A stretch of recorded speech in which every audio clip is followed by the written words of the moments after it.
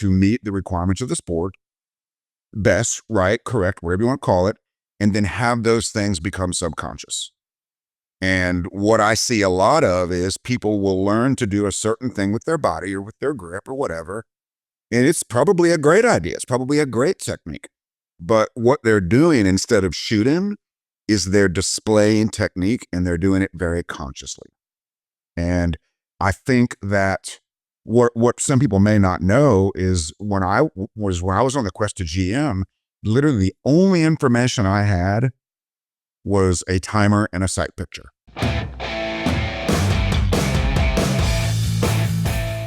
And welcome to the Firearms Nation podcast, video channel, live show. I am back. It's been a while since I've done a live show, and I'm really happy to be doing this. This is what people do these days. They do live shows. I like recording the podcast live because it adds an extra flair to it, and you get your questions answered. Sometimes people will mail questions, but it's great when people actually tune into the show. And of course, hopefully, it's working. I've had some issues today, but anyways, tonight I am bringing back probably the most repeated guest on the show, and that is Steve Anderson, who, as we'll be talking today, I've known Steve for a long time now. He was actually my inspiration to do a show, and it's great to see how he's grown and how his journey's been, how my journey's been, how my journey's stalled. We'll talk about that. But if you're new to the show, please subscribe to the audio if you're listening to this on the podcast. If you are watching the video show on Firearms Nation, subscribe to the channel, because that way you can see not just these types of videos, but also other videos, crazy videos that I do, reviews and that sort of thing. But I just love having you here, and however many people show up, sometimes I've had 300 some people on, some people have people on, but it's not a reflection on the guest.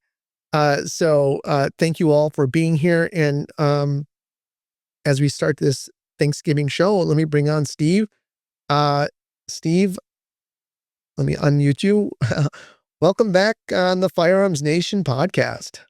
Hello, Arik. It's wonderful to be here as always. We've known each other a very, very long time, and I have been scolded by you for the audio on my podcast that entire time.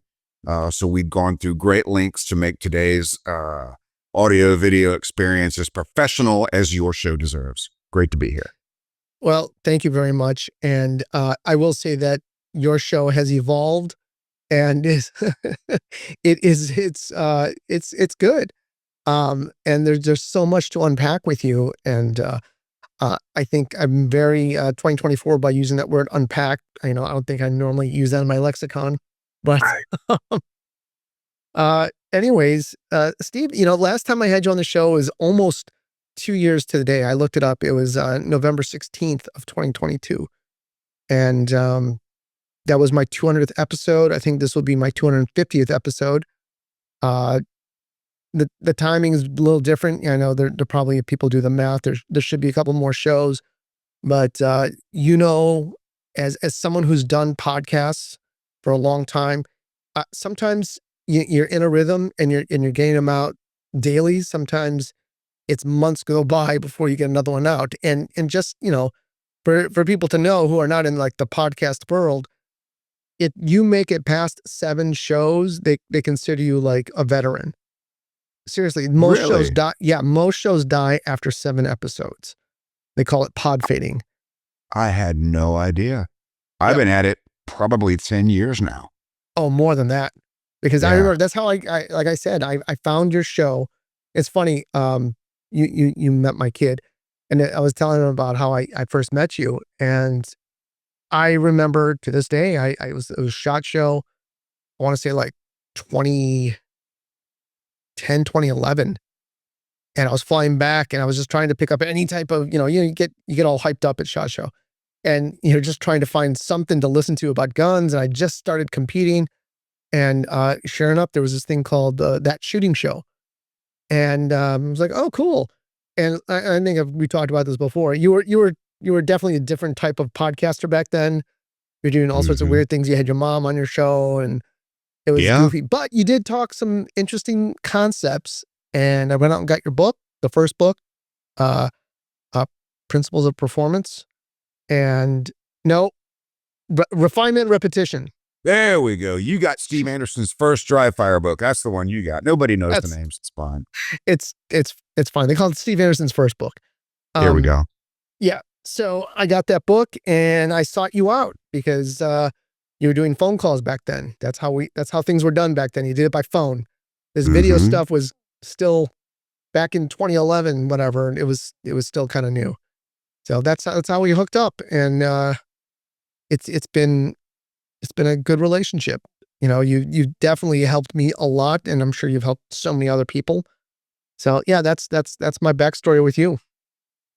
Yeah, I mean, so a lot of people don't realize. In fact, I was talking to a colleague the other day, and she was scolding me for how lousy the podcast was in the beginning. I was literally holding my cell phone up to the microphone to play the Van Halen songs, Yes. and and she said to me, I it was unlistenable. But we got that cleaned up a little bit. I feel sorry for people if that was their first exposure to me. I kind of feel sorry for them because you really had to be a trooper to get through all that stuff. But at the time, it was something I was just doing for fun. It wasn't. I wasn't even teaching classes then. I thought maybe I'd sell a couple more books if I, if I did a podcast. But as a young man growing up listening to talk radio, it was something that I always kind of wanted to do, and I didn't even know what a podcast was when somebody encouraged me to do one. And I enjoy it. And as you mentioned, the running joke on my show is, okay, here's the exact same show for the 100th time. And inevitably somebody will email me and say, we love that show. Do it 101 times because we're still not getting it. And so here I am. I also joke frequently that a well-written owner's manual for a red dot site puts me out of business. So please don't write one. That's the other. Yeah,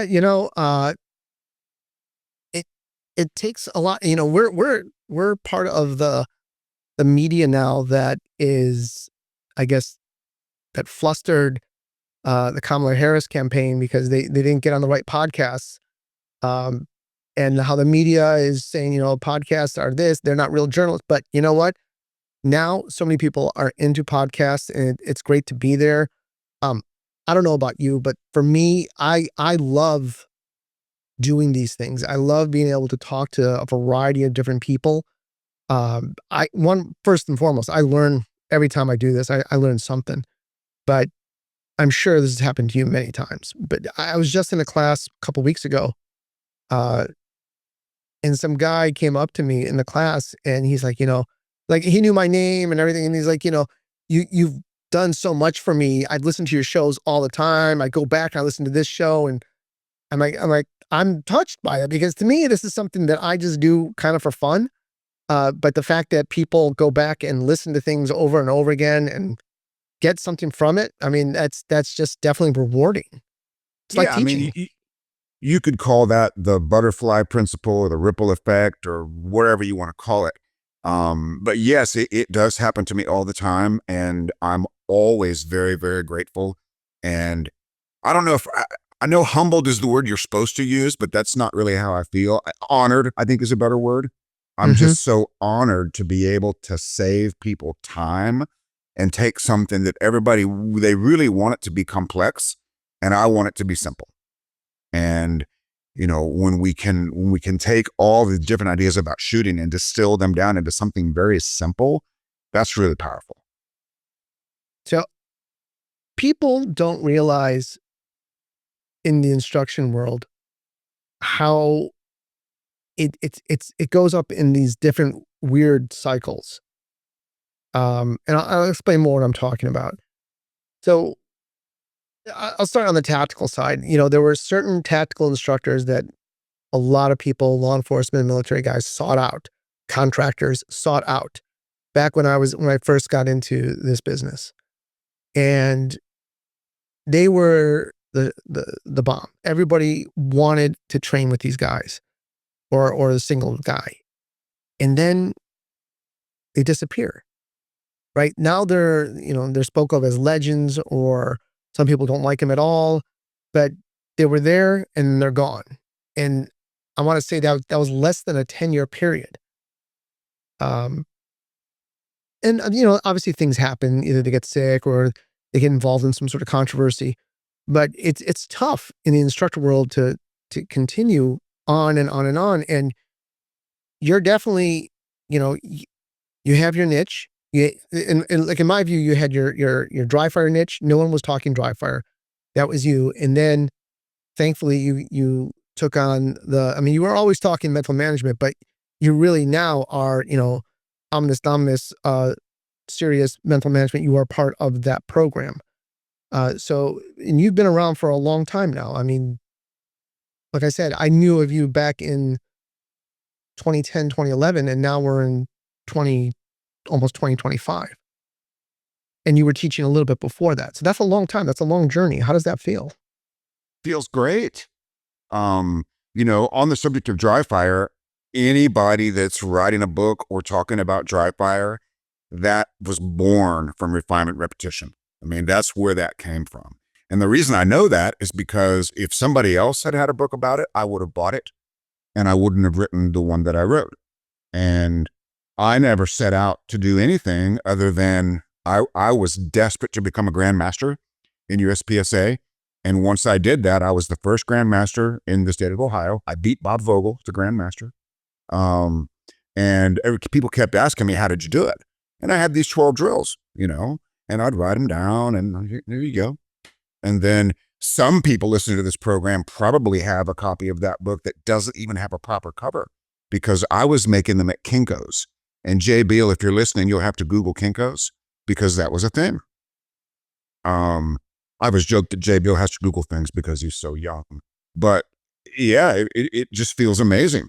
The greatest, there's been so many great compliments. I've had other people tell me that my book inspired them to write their book. You're telling me that my podcast inspired you to do a podcast. I think that's awesome. I just love all that stuff. And I'm just proud to still be relevant and out there, again, saving people years of struggle. That's my passion. So I'm obviously listening to you talk, but I'm looking at some of the stuff that you have in the background. It almost looks like you're in a gun store, but you're not in a gun store. So I am in my roommate's vault. Okay. I'm living in Kentucky now. I've got a roommate, and this is literally a cistern that was part of his house structure that he has literally turned into a gun vault. It's And fascinating. it's incredibly well protected. It's incredibly well defended. So, and you're only looking at, so though the walls behind me are actually the ones that have the least amount of guns on them. Every wall in this room, I'm not even going to say the number out loud. But have you ever seen a custom shop SIG 210? Most people will never see one of those. And here's one you'll never see. You will never see a Van Halen striped High Point 45. You'll never see one of those ever. Yeah, that's where I am. So I have a buddy who does a lot of videos with me on classic firearms, and I'm gonna make sure he watches this video so he can identify all the guns in the background because that's kind of what he does. Because I'm sure he's gonna be listening, and I'm gonna force him to do that. His name is Bob. But getting back to your journey from where you started and to where you are now. So one thing I'm always curious about for someone who's been in this business of teaching for so long, what are you seeing different from people who are coming to your classes? Are we talking about trends in general or different behaviors? Behaviors. Okay. So the training industry, everybody in it always needs something to sell. Okay. And I'm no different, right? What I sell is match mode, dry fire, uh, and of course, mental management. That's my thing. Okay.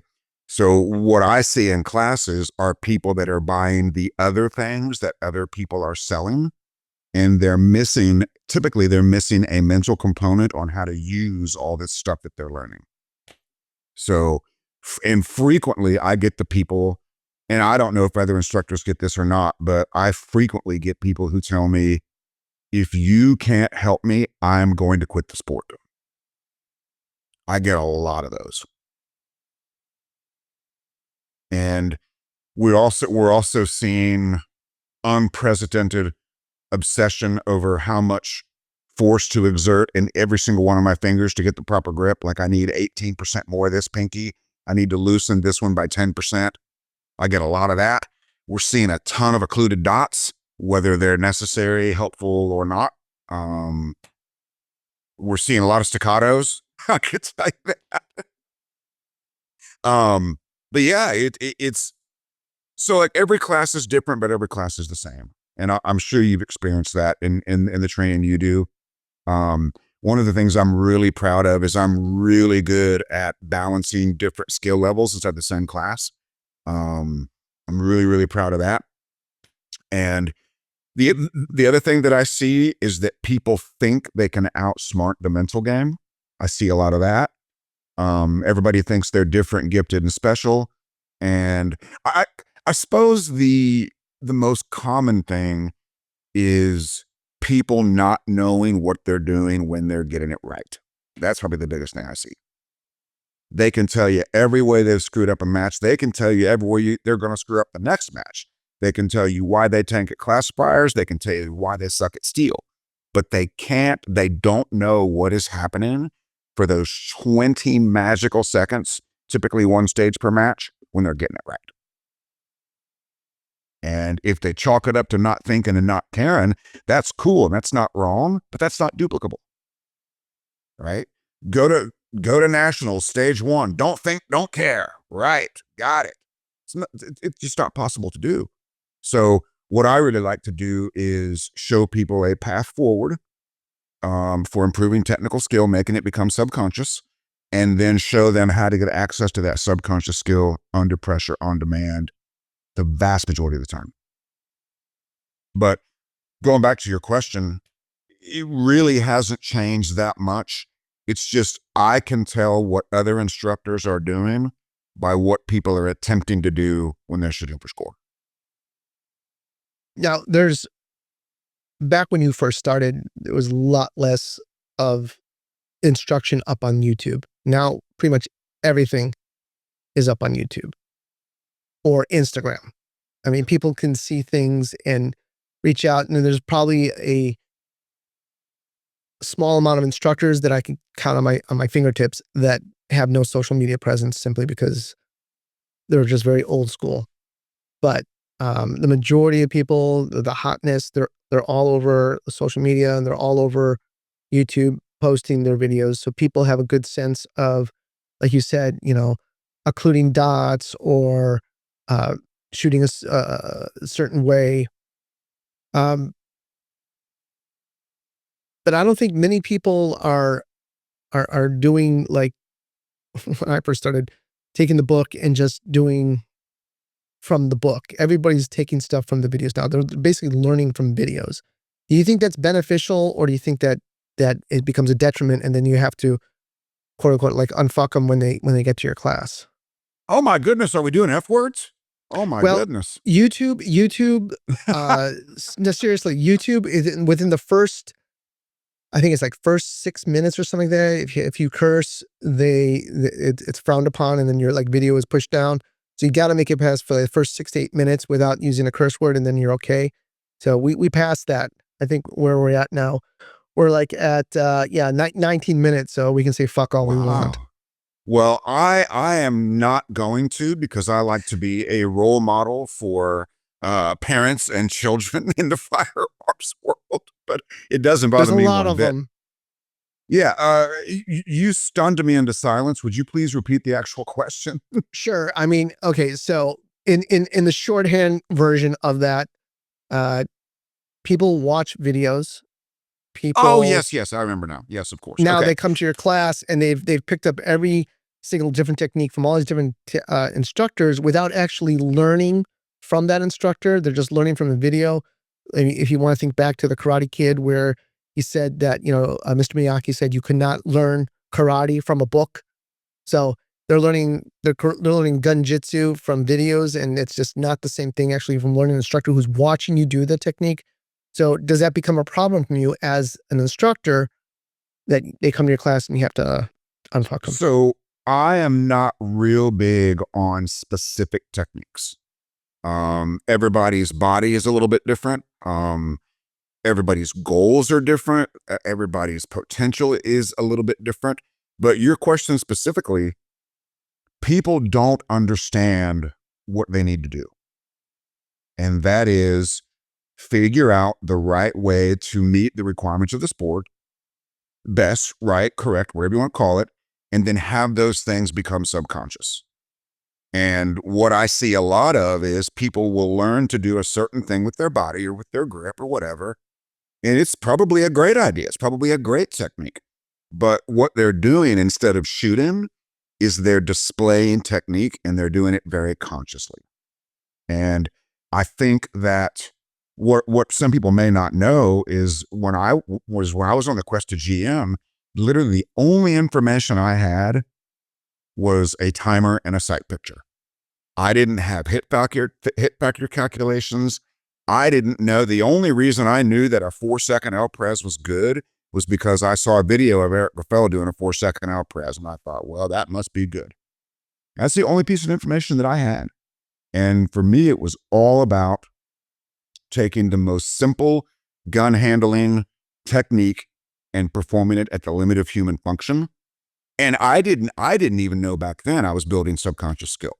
I guess if I'd sat and thought about it, I would have come to that conclusion. But all I knew was when I got an open gun, I was having so much fun that I didn't want to put it down.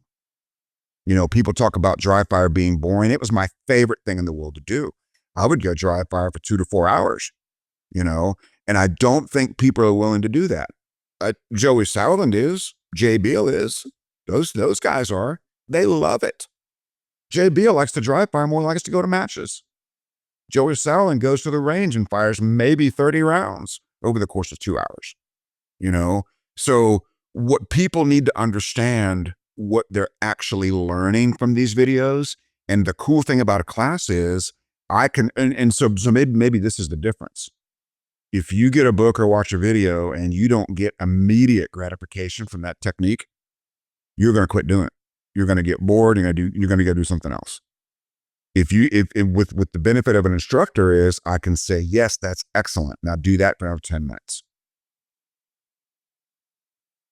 But I don't know that there's anything good or bad. Now, there is one thing that's different is there's so much information out there and a lot of it kind of conflicts with each other. Mm-hmm. And I'm not saying one's right or one's wrong, but if I'm watching a video from this guy, he's telling me to do this, and I'm watching a video from the other guy telling me to do that, how am I gonna know? We are in an unprecedented hysteria about how to grip a handgun, right? And I'm not saying that's not an important conversation, but I'm saying nobody ever says, "Oh, I really tanked last month's match because I only had 17% pinky tension instead of 18%. Now I know what to do." You're never going to hear that. Just like you're never going to hear somebody say, "Oh, I cannot believe I lost that match because I had a 22 split instead of an 18. I can't believe it."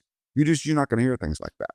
The failure is always mental, and it's always caused by too much conscious thought and negative imprints to the self-image, primarily during training. Okay. So I want to ask you this since we brought this up. I think that one of the struggles that I've had is I dry fire a lot, but I'm not gripping the gun. Like my first shots are always perfect. My second shots are always off. when I'm Okay. not thinking about it. Are we And talking about live fire or dry fire? live fire. Okay. And someone So mentioned to me before you get there, someone mentioned to go me ahead. that you're not gripping the gun after your first shot. You're gripping, you're getting the gun out of the holster. You know, you've got that grip that you have your presentation and you're breaking the shot and it's a perfect shot. And then the second shot is it's not where I'm wanting to go, where it's supposed to go. But your grip didn't cause that. Interesting. Your grip contributed to it, but it didn't Okay. cause it. The second shot is wild because you fired the gun without an acceptable sight picture. You're gonna get me fired up now. See, this is exactly what I'm talking about, right? I don't think anybody is saying this, but what people are hearing is if you grip the gun correctly, you can rip splits on demand on less than 2 sight pictures. Right? So let's look at things that don't cause bad shots. Grip does not cause bad shots. Moving does not cause bad shots. Leaning does not cause bad shots. Those things cause the poor sight pictures that Visual cause the bad patience. shots. Visual Right. patience. Yes. Because internally you're like, I have to be shooting it faster in order to get those shots off. And if I'm not doing that at that particular time, that means that I'm gripping the gun wrong, as opposed to I could probably do it if I just took whatever tenths of a second to confirm, get the good trigger pull and all that. But yes, it's very, very hard So to have that visual patience. anybody who is focused solely on splits is only one of two good reasons for that. They're stupid and they don't own a calculator. They don't know how hit factor works. Or they have whittled every single piece of non-shooting time out of their game and they need to win a world championship with faster splits. Everybody else, I mean, geez, you're a law enforcement trainer. Okay. Would you rather hit something twice with a 30 split or have the second shot go wild at 18? Nope, You don't even that's have the option. And when tactical people are obsessed with splits, I get even crankier. You know, these are the guys that are talking about things that'll get you killed on the streets. Well, what'll get you killed on the streets is a wild second shot. And that'll be worse than you getting killed. That'll get an innocent bystander killed. That'll get 2 people killed in the streets. and that is very common. They just had a shooting, I believe, in New York City, where the guy ripped off a couple shots, and they're shooting as fast as they can, and they barely hit the bad guy and hit a bystander or two. So yeah, I mean, what are we doing? Literally, what are we doing? You know, the piece of information, I'm a little embarrassed that I didn't know this until so late in my career. But when you take the number of points down caused by a poor shot and divide it by the hit factor, it tells you how much time you had to shoot a better shot. And the numbers are shocking. Okay. In a 5 hit factor, how much time do you have to prevent or correct a miss? do you want my wild ass guess on that? Yeah. Yeah, I do. I would say 0.3 seconds. You got 3 entire seconds.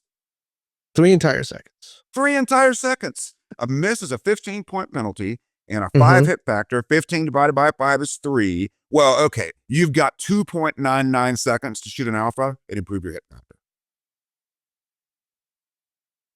So the first thing we have got to do is we have got to get rid of mystery mics, mystery deltas, and penalty shots. We've got to do that because there's nothing we can do. I mean, so this gets into another problem. I suppose part of this problem is most clubs have a shooter who is so fast that he can take a mic on every stage and still win the match. And your average C-class shooter who's shooting a lot of alphas, they look at that and they go, that's the model. I need to run faster and shoot faster. And that works really well locally. But that quits working very abruptly when you go out of town. Right? What we've got to do instead, so splits is the greatest risk for the least reward. Okay? The non-shooting time is the greatest reward for the least risk. And on the one hand, I hate it because it's hurting people's shooting careers. But on the other hand, I love it because it's keeping me in business. And the other thing we've got to do is we've got to get rid of this idea that slow shooting is accurate shooting and fast shooting is sloppy shooting. We've got to get rid of that idea, right? I had an IDPA shooter in Washington State. I cut his stage time in half with the exact same number of points down. Cut it in half. Because his entire career, he believes that shooting zeros is slow. So if he wants zeros, he has to slow down. In a sport where the average target distance is probably 7 yards, come on. Now, it does require a second sight picture, and it is going to slow you down from hair on fire, crazy, rabid raccoon speed, but consciously slowing down is one of the two biggest problems in a sport. Yeah, the conscious control of speed. And I said visual patience. I was thinking about this the other day. So someone like Eric Raffel, and I've talked to him before, and you watch him, he looks like a robot. He looks like he has zero emotion going on. And, he might be a robot. He might be working for Elon Musk. He might be a prototype. I don't know. But when he shoots without any emotion. And when you're shooting a stage, even though you try not to have emotion, there's like a welling up of, especially like you're running into position. It's hard. And I think you've said this before, or Lanny has said this before about you're running around and then you gotta like take a calm shot without moving the trigger. And to separate that emotion from what's going on is very hard to do. And that's where you get that problem with visual patience. That's where you get the problem with the estimation. We're very bad at figuring out time. We're very, very poor at time. So how, someone like Eric is an outlier, but how do you get to that point? Well, so you called him a robot. What does a robot do? In what sense? An actual robot. What does an actual robot do? It's programmed to do something. Right. Or an actual robot does whatever it was designed and programmed to do. Eric Raffel has been designed and programmed to have the high hit. Well, he doesn't win as many stages as people might think, but he's probably the smartest mathematician shooter on the planet. So emotions and thoughts are related, but they're not the same thing. Okay. And I would suggest that if an athlete can control their thoughts for 20 seconds, emotion will not be relevant. Now, if they lose control of their thoughts, emotion is going to come up. Okay. The primary reason Eric Raffel, I don't know the guy. I can only sort of diagnose it from the outside looking in. I do know he expects to win the match. So if that's an emotion, that's his emotion. Right? The only time I've ever seen any emotion out of him is when he was shooting against Bob Vogel in some shoot off. Now that was emotion. That was Steel Challenge. That was not Steel Challenge. That was I believe it was Pro-Am. The Pro-Am. Yeah. I was actually in the Bay when that happened with Bob Vogel. It was amazing. Well, so Bob Vogel had nothing to lose, just going out there and executing what he sees. Eric Raffel doesn't want to lose to some hillbilly cop from Ohio, right? So he's probably feeling a little bit of pressure, maybe more than normal. And we could talk about pressure literally all you want to, but he was yelling your favorite word going back to that last position, right? And then please don't quote me on this. If memory serves, the next segment was Eric Raffel having trouble on a plate rack. Okay. And that's because the negative imprint from the previous mistake has caused him to lose access to his ability to shoot a plate. Fascinating. Absolutely fascinating. But typically, he's programmed his stage plan, so it's 100% subconscious. Eric Raffel appears to me to be probably the best predictive shooter on the planet. And that's probably because of his incredibly high round count. That guy shoots more rounds a month than Joey Salarin just shot in his entire life. And if predictive shooting is something that you want to be able to do, live fire is the only way to get there. Like high volumes of live fire. And if there's a benefit to high volumes of live fire, predictive shooting, as I understand it, would be the biggest benefit. For example, you mentioned having your second shot go wild. Okay. If you learned what it looks like and feels like to have that happen correctly at every distance you're likely to encounter, and then you go out and you train that for 2,000 rounds a day for 10 years, how good are you going to be at that? Of course. You're going to be great at it. The problem is if we try to skip the high amount of live fire that's necessary for that skill to be a thing. And that's, and by the way, I don't believe that's 2 shots on one sight picture. I don't believe that's a double tap. I believe that is predicting where your sight is going to be so you don't have to confirm it. I mean, confirm's the wrong word. You don't have to wait for it. Okay. Now going back to your grip comment, if I have a poor grip and I don't shoot a lot of live fire, my gun's going to go up, down, shimmy, south. I don't want to wait for all that. Okay. With a better grip, I can catch the down and I can eliminate the up, down, shimmy, south. Right. And yes, grip is required to shoot accurately faster, but grip is not required to shoot accurately. Correct. I'll give you that. Just to put that one to bed, a human being, I don't know if it's different from women because I don't know if I've ever heard a woman complain about shooter's elbow, but that's also very interesting. I just thought about that. If you're an adult male over 35 and you try to grip a handgun 100% for a long dry fire session, you are going to get shooter's elbow. That's just all there is to it. I have it for sure. That's going to happen. So my solution was always, I never did most of my dry fire with 100% grip, but I would finish up my dry fire session with 100%. That's really important. But set all that aside, that is the last thing you should be thinking about when that timer goes off at a match.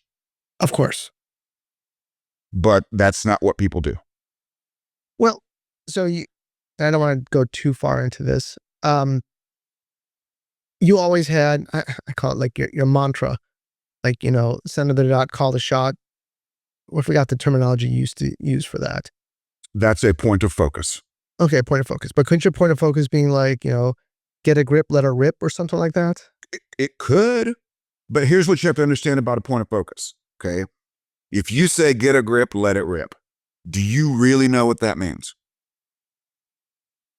If I grip the gun properly, I'll be able to shoot faster. Okay. Is your sight picture or your visual patience, is that 100% subconsciously reliable? Well, I guess that would be the point.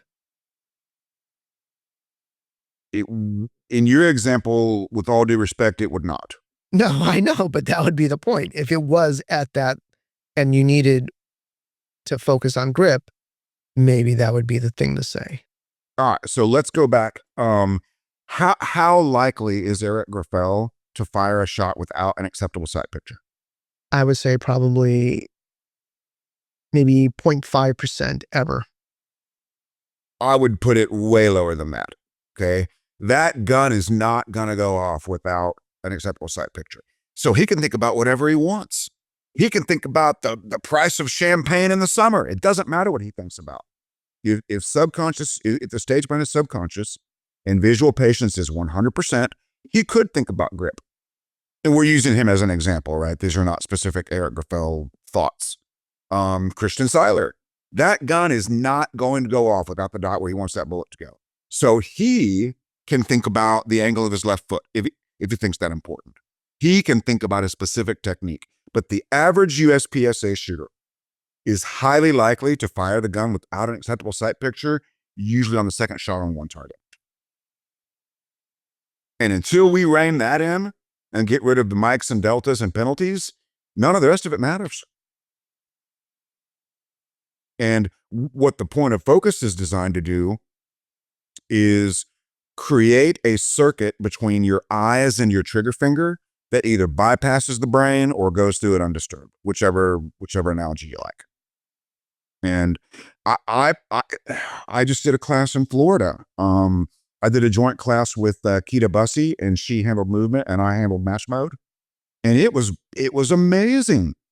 These guys were literally walking around the range in Florida chanting, "Put the dot in the middle of the effing target."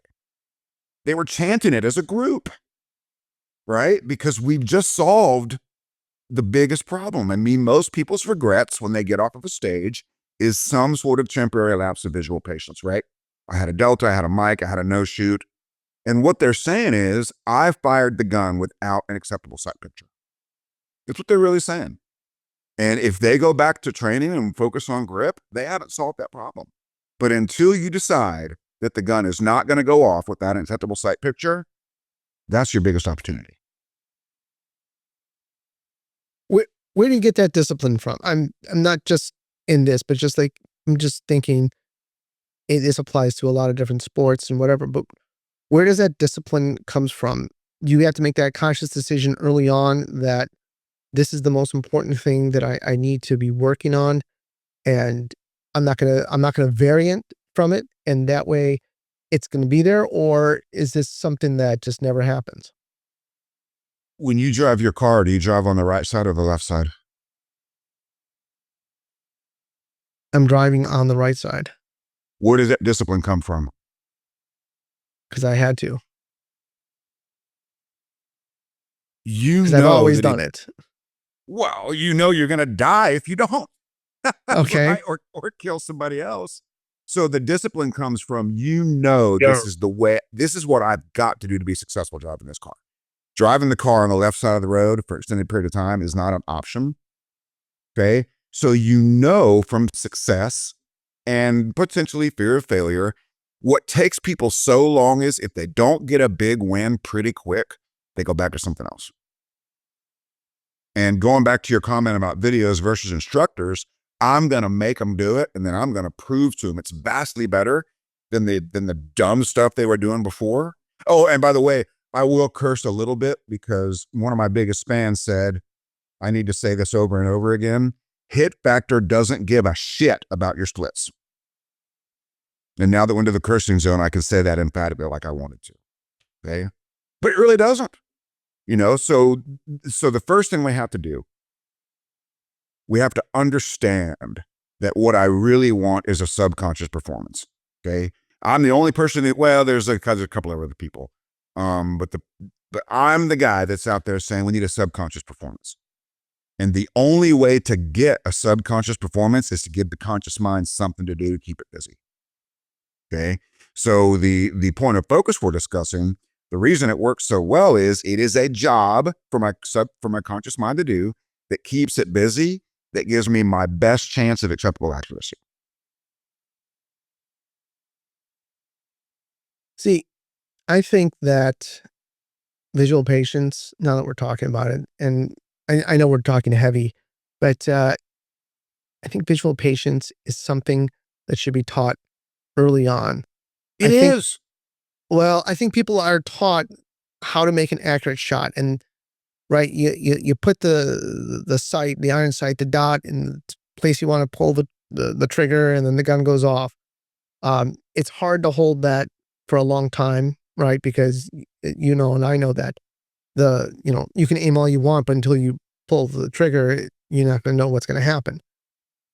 So people learn that. They learn about the trigger. They learn, bad, good things about trigger. They look bad, good things about grip, all this other stuff. But visual patience, I know you say it's taught early on. You go to matches, why are people failing? Because they don't have visual patience, right? If Yeah. they, Yeah. so Yeah. There's, that's what I'm saying. And visual patience is tough, and it's tough not just for shooting sports, which is great. That's why I love shooting sports, but it's in a lot of aspects of our life, having that kind of patience is tough to come by. well, so you called it discipline. I call it a choice that the athlete makes. And when the shooter comes to the conclusion that, hey, so you should hear so sometimes when we do mental management online, I've been working a lot in PRS with mental management. And the PRS shooters, when I ask them, I say, hey, what do you think the pistol shooters or the practical shooters' biggest problem is? And they're like, we don't know. And I say, they fire the gun without an acceptable sight picture. And you should see the look on the PRS guys when they find out that the pistol guys or the practical shooters are firing the gun without an acceptable sight picture. Now, you can get lucky for a little while, right? Everybody has, if you remember back in our iron sight days, everybody has shot a stage without really seeing their sights.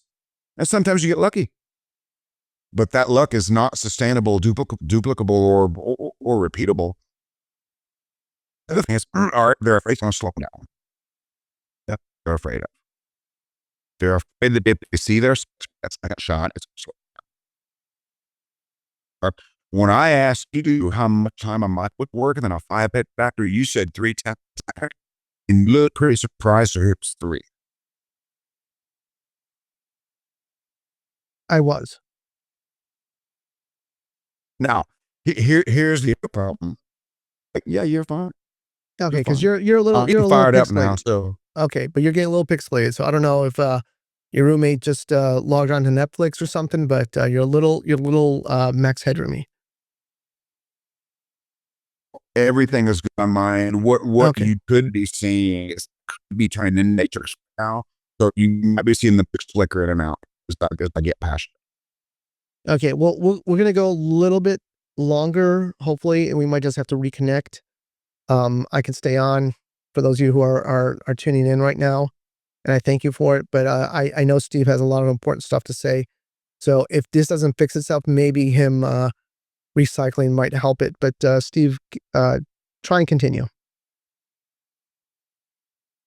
Okay. So you called it discipline. I call it a choice for the conscious mind.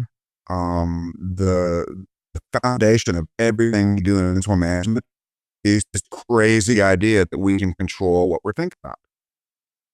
And so if I control what I'm thinking about, I do, that does, discipline, go out there and put the dot in the middle of the target. And haven't you noticed when you're really interested in seeing what you need to see, you are no longer thinking about anything else? All right, so Steve, Yeah. I'm getting some people in the chat saying that the audio is bad. You are pixelated. I'm hearing that too.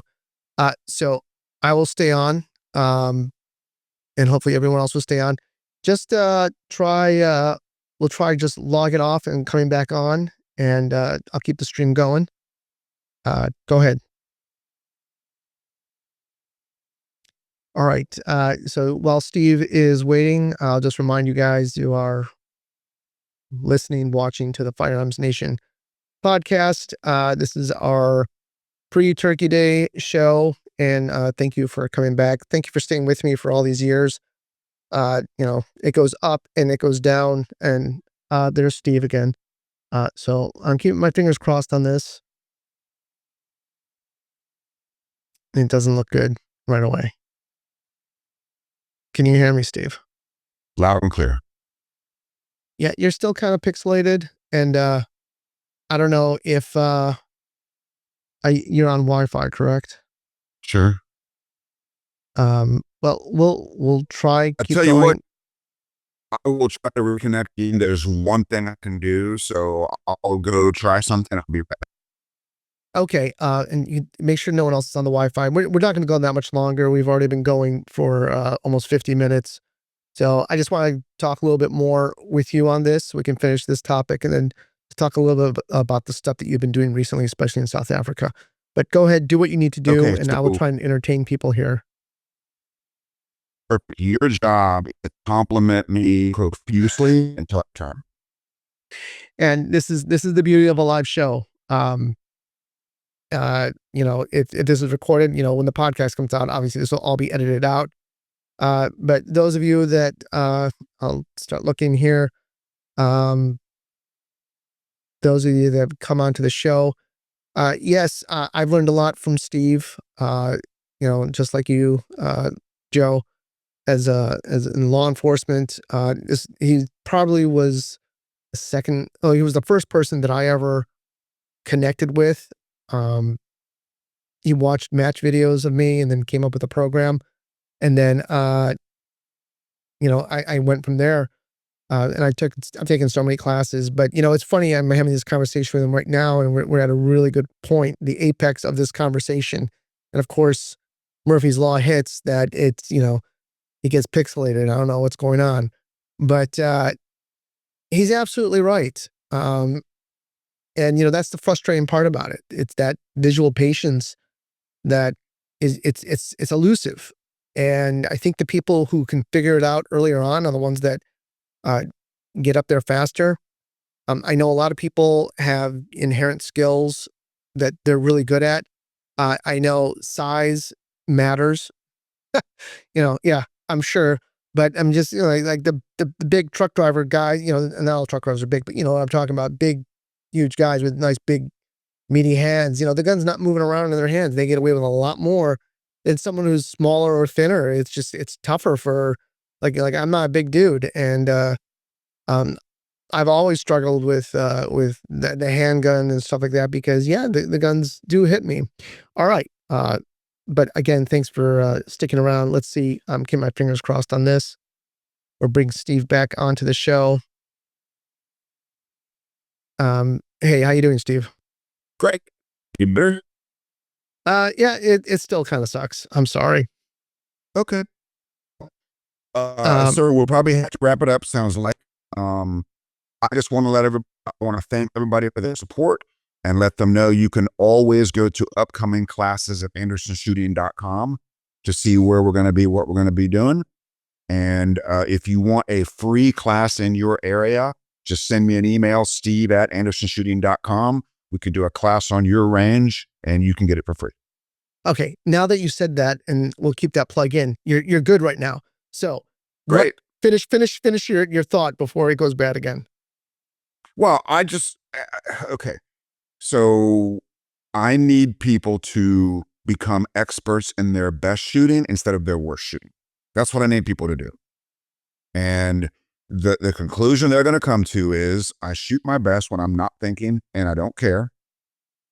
So how do we duplicate that? Well, we duplicate that environment with mental management. And then now that we've gotten access to that, you're going to use training to reduce the amount of time spent not shooting. Quit worrying about your splits and use your training to reduce the amount of time spent not shooting. I would love to show you how to do all of that. So you've been mentioning several names here. You've got your own little shooting. You sponsor shooters, right? Mm-hmm. Gaz and some of the and JBL, they're all sponsored. They're wearing the Van Halen stuff. So tell me about these shooters. So Jay Beal was Who's been the on the show, second. by the way. But actually, I'm sorry to interrupt you, but a lot of these guys go in the back catalog. I've interviewed them because they're all just super nice guys and great shooters. But go ahead. So Jay Beal, he is one of my favorite human beings on the planet. We have probably spent less than 12 hours together in the same place over the course of the years. And we've talked on the phone, I've listened to a podcast numerous times, but he's like my little mini me of shooting. And he had the benefit of listening to the podcast for years before he ever shot his first match. So he was able to bypass a lot of this stuff. And my favorite Jay Beal quote of all time, I have never had a dumpster fire match and I never will. Okay. Gaz Evans in South Africa is the other shooter that I sponsor. And by the way, I don't sponsor them. Obviously, their shooting is one of the reasons, but their personalities and their drip or their riz is why I sponsor them. Right? Because I trust Jay Beal and Gaz Evans to be me when I am not there. And I don't trust very many people to be me when because that's what a sponsor's doing, right? Walther is sponsoring me to be Walther when Walther is not there. Right. So I take that very, very seriously. But yeah, fantastic shooters, fantastic human beings. Jay Beal had a stratospheric rise.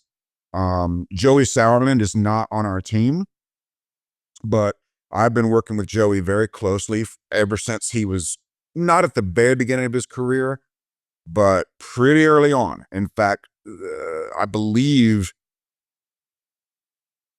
I try to think but when he won his first area championship, the vast majority of the live rounds he had ever fired were on my range. If that puts that into perspective, right? And so one of the great things about Joey is he never tried to outsmart mental management like people do. And he is in such great physical condition that he can do 1,000 reps of something that most people can't do 50 reps of.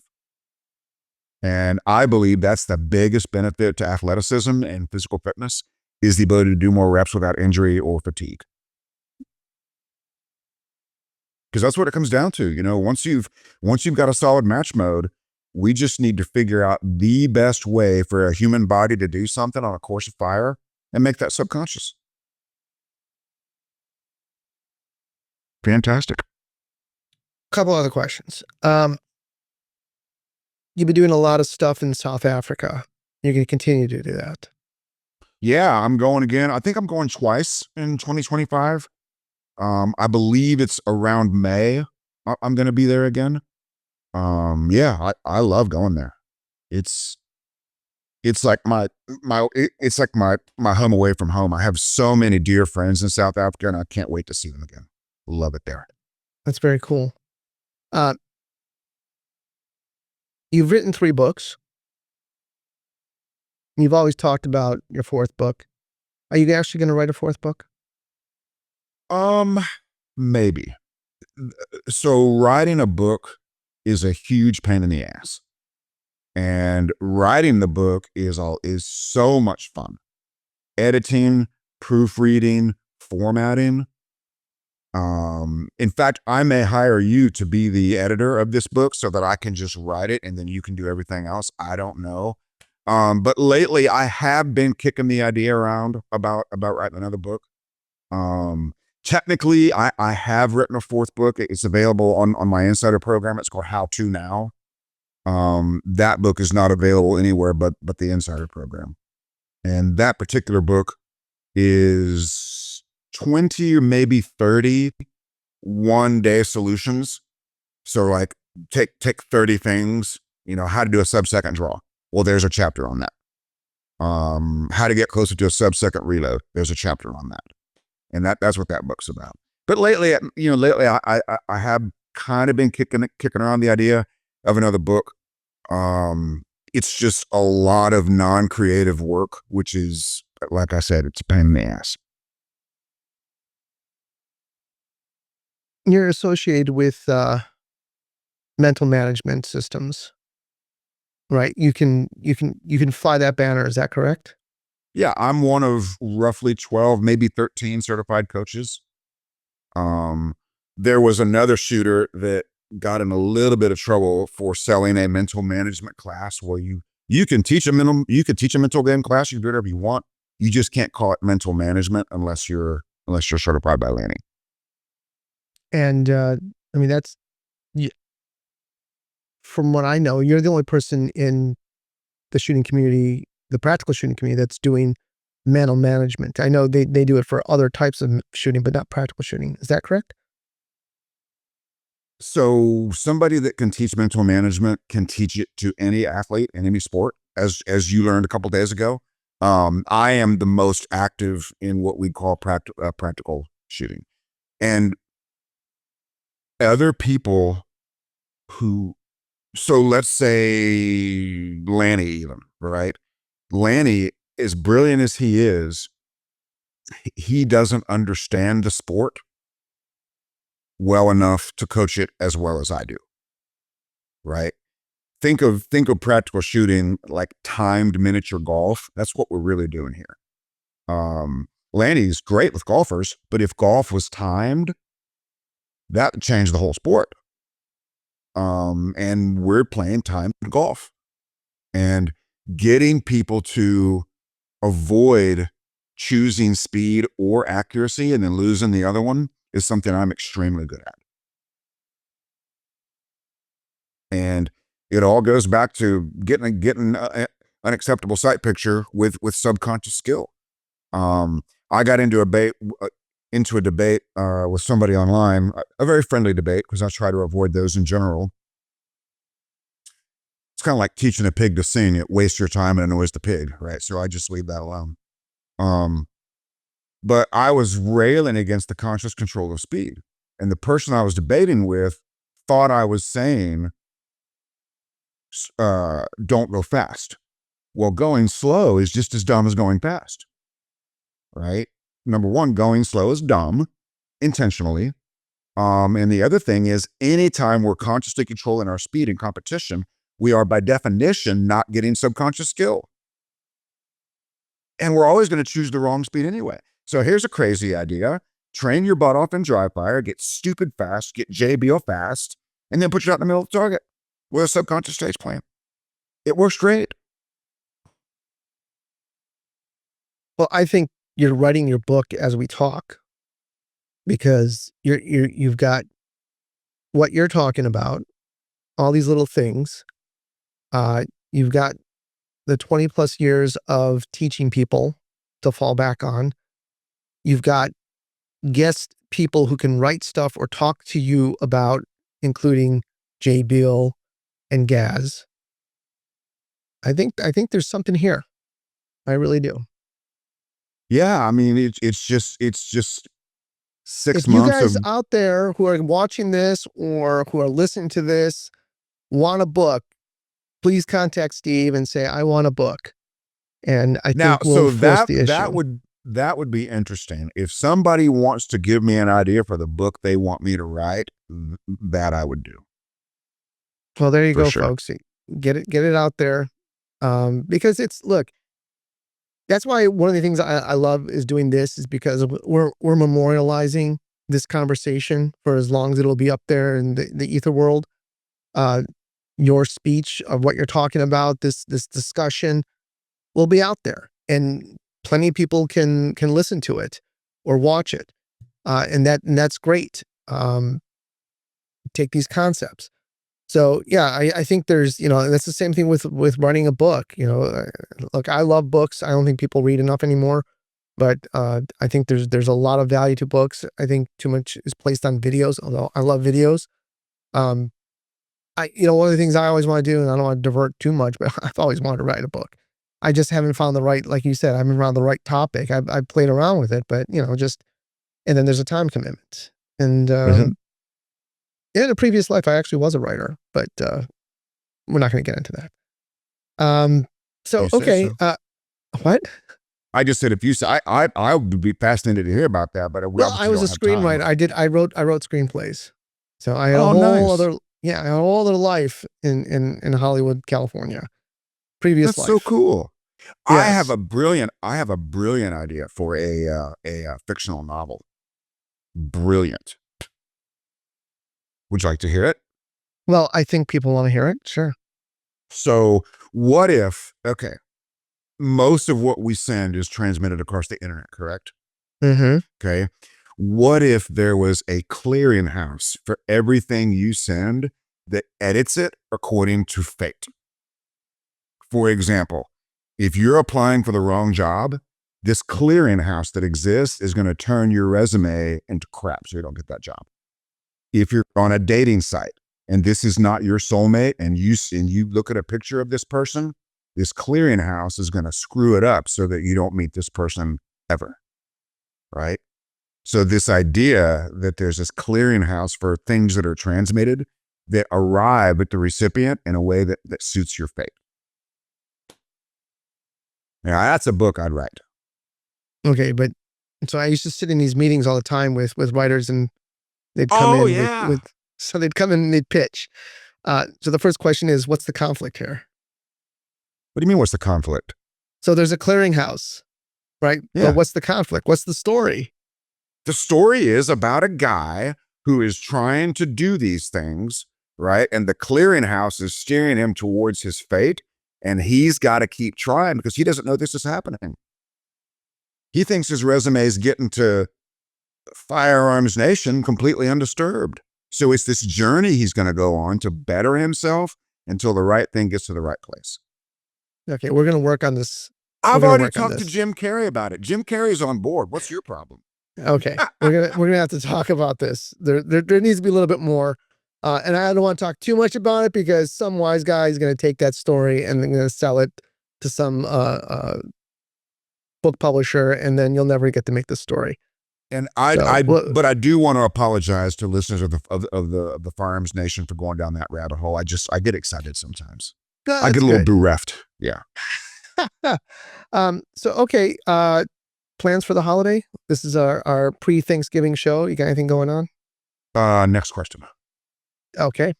Um, next class that you're going to be teaching? Florida with Joey Sauerland.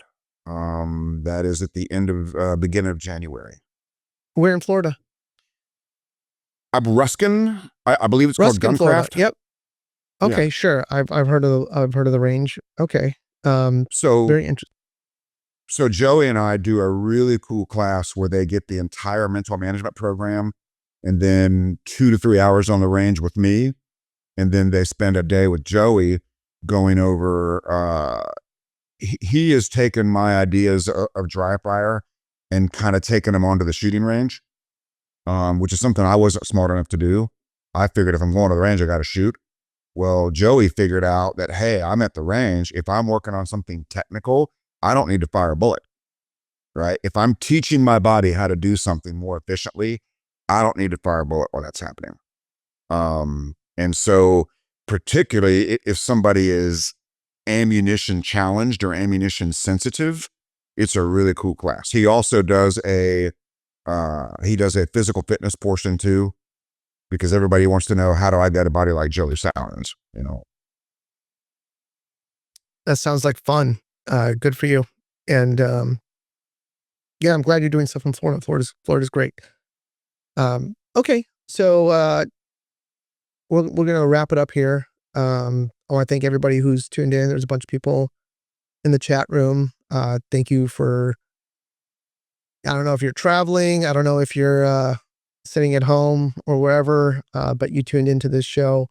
Thank you very much, and I will do my best to produce this so it could be an audio podcast and uh, play it for the people who are flying home on Sunday. But to everybody out there, have a happy and great Thanksgiving. Thanks to you, Steve. Thank you for everything that you're doing. And thanks for being a friend. Okay. Can I do the catchy catchphrase? You most certainly may.